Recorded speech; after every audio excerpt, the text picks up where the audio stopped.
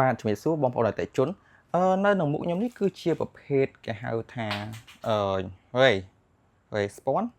អានេះគឺຂະຫນាត21អញ្ចឹងមុខងារវាគឺធ្វើបានអីខ្លះchoខ្ញុំប្រាប់មុខងារវាមួយគឺយើងអាចតរ៉ូម៉ាណេឲ្យវាលាតឆ្ងាយពីអញ្ចាំងបានរ៉ូម៉ាណេមួយទឹកយើងហ្នឹងឬក៏ខ្សែអនាម័យអីហ្នឹងហើយមុខងារមួយទៀតគឺសម្រាប់លក្ខណៈថាដូចសងថ្មិញក្រៅធក់ថ្មិញចឹងចាំតិចខ្ញុំទៅយកសងថ្មិញក្រៅមកខ្ញុំភ្លេចយកសងថ្មិញក្រៅមកមិញ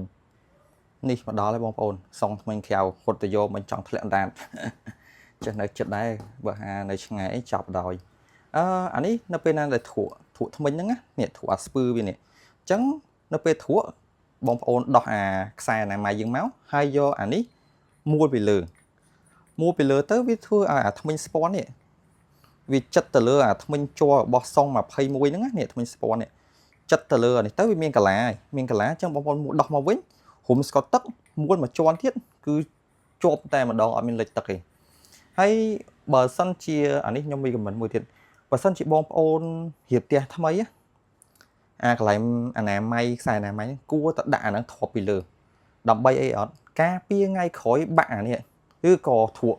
ថ្មិញអាចរនេះធ្វើឲ្យយើងពិបាកទៅយើងអាចហៅជាងហៅអី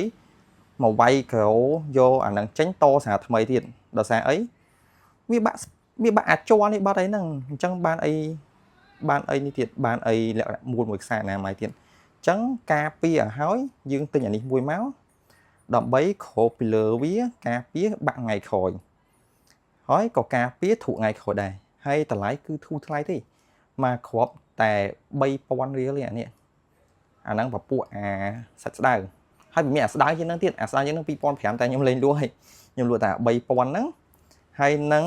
អា4000សាច់ក្រាស់សាច់ស្ដៅសាច់ខុសគ្នាបើមើលខាងក្រៅមិនដឹងអាខុសគ្នាមួយក្នុងហ្នឹងអត់ដឹងទេហើយបងប្អូនគិតមើលចំណាយតែ3000 4000ការពារថ្ងៃក្រោយចុះបើយើងបាក់នៅក្នុងជាងបើហៅជាង10រៀលគេមកធ្វើឲ្យយើងអត់គេអត់មកធ្វើឲ្យទេហើយក៏យ៉ាងស្អុយបំផុត20 30 40រៀលអីមិនដឹងហើយអញ្ចឹងការពារទាំងអស់គ្នាឲ្យទៅយើងគួរតែចំណាយតិចតួចការពារការចំណាយច្រើននៅថ្ងៃក្រោយហើយបើខ្ញុំលក់ខ្ញុំចង់បញ្ជាក់មួយដែរខ្ញុំអត់លក់មកគ្រាប់ពីរគ្រាប់ទេយើងលក់ជាកញ្ចប់នេះ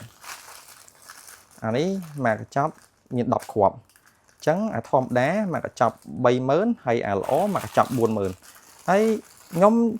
អញ្ចេះឲ្យមួយទៀតមានប្រម៉ូសិនទៀតបើសិនជាបងប្អូនទិញជាកញ្ចប់អញ្ចឹងខ្ញុំហ្វ្រីដឹកឲ្យទៀតហ្វ្រីដឹកទាំង25ខែក្រុង